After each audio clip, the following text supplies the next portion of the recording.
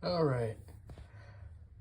The way things are looking here globally and here in America, working on getting some provisions set back for my family.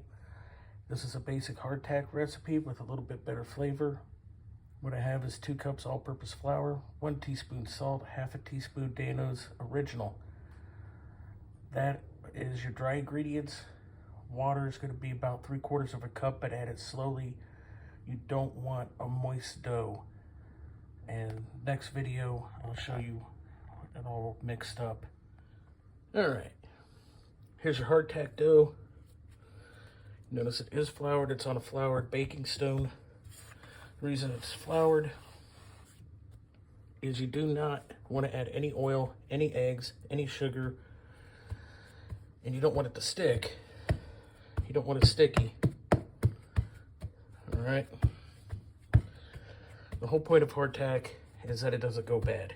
You put oil in there, oils will go rancid. Sugars, honey, anything like that. That's why the original recipe is just all-purpose flour and salt and water. Dried herbs are okay. Just keep in mind it has to be something that can stay stable over time when fully dried. Work it to between 1/4 and 3/8 inch thick, somewhat rectangular. Then the next step, I'll be poking holes in it to speed up drying and cooking, and then cutting it into the hardtack biscuits.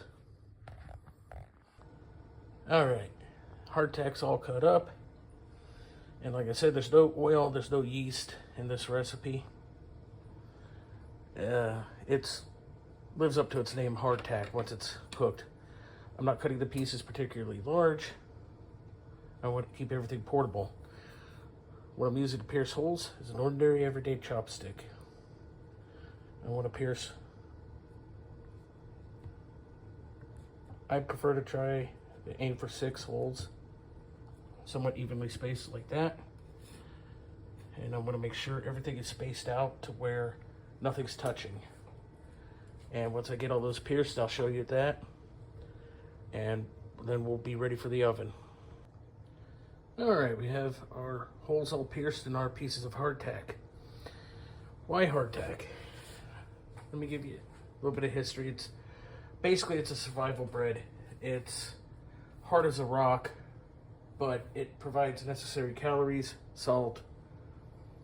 To soldiers, it's extremely portable. As long as it stays dry, it doesn't go bad.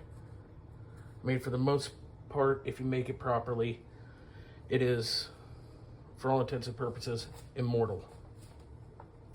That having been said, it lives up to its name, hardtack, when it's done. It is literally hard as a brick. They also used to call it tooth chipper, molar breaker. So you do want to soak it before eating it. And if you're setting back ramen or other soups, that would be perfect. And the Dano's seasoning that we added to this will just make it taste a little bit better. The oven is set at a relatively low temperature of 300 degrees. We want it to be above the boiling point of water because we need to dry this bread out. This stuff needs to be bone dry. So one last little adjustment here. Make sure none of our pieces are touching each other. Make sure there's good spacing. And I'm going to put it in the oven. And once it turns light brown, I'm going to flip them over, and I'll show you what those look like after I flip them.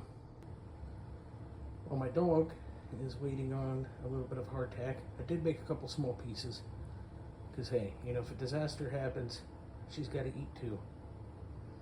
Give you a little more history there with hardtack. Hardtack, very much a survival food, a survival ration. Its purpose is just to keep you alive. It's nothing fancy. It's literally just a survival bread. And what I'm trying to do is put out simple, actionable information to help people get ready for what I believe is coming. So that's pretty much it on the survival bread. Hey, come here. Come here, Nami.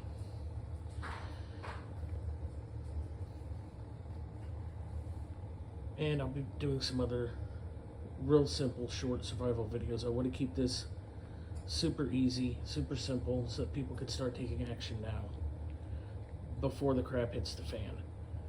Looking at economic factors, how deeply the U.S. is in debt.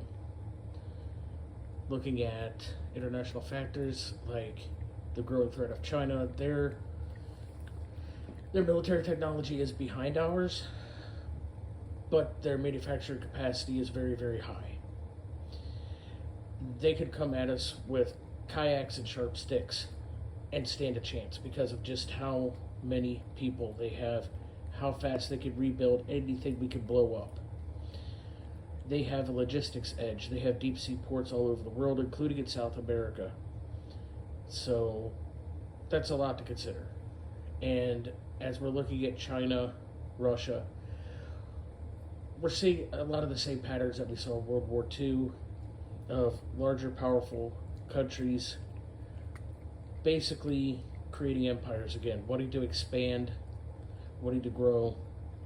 China has publicly talked about reunifying Taiwan, Hong Kong, taking over Philippines, Japan,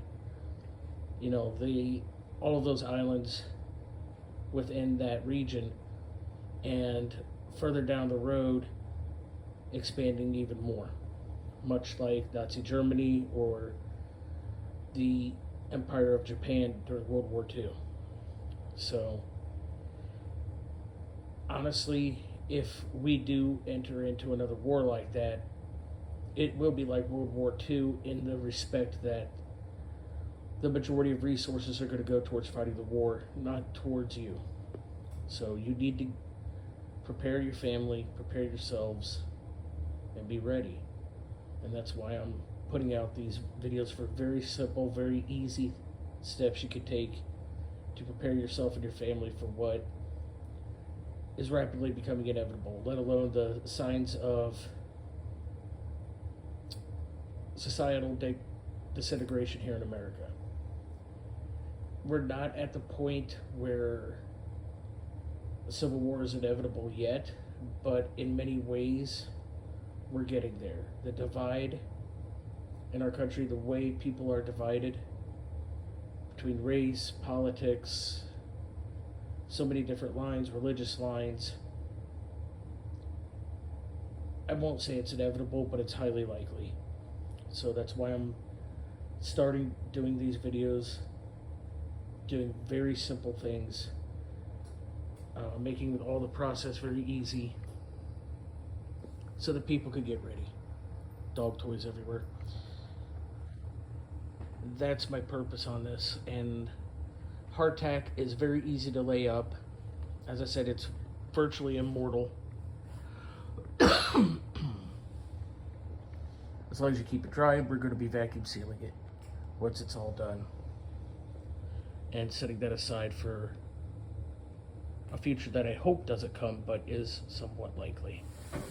Alright, here's the hardtack pulled out of the oven, cooling off before I put it in vacuum sealed bags.